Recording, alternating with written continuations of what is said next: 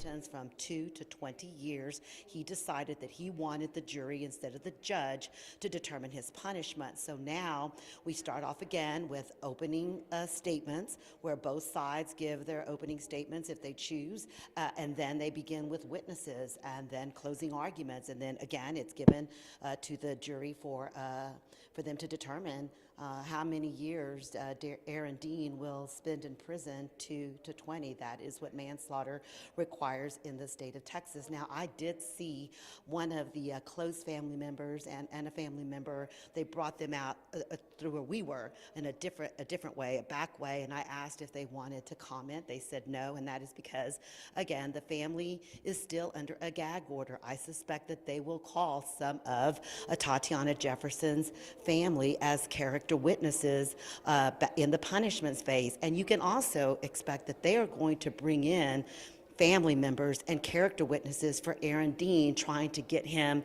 as less of a sentence as they can possibly get for him. So you will probably see some of that as well. You'll see character witnesses, and then ultimately the family will get a chance to give impact statements.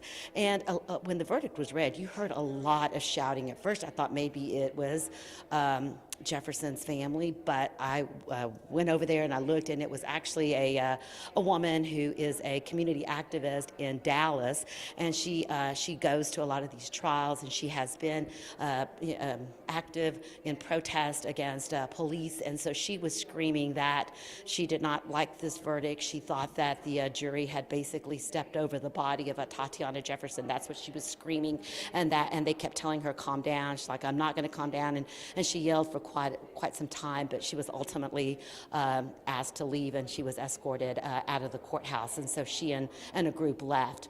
There again, a lot of tight security here as now we begin the punishment phase. I think that they will probably take a deep breath and then begin punishment as soon as tomorrow, Cynthia.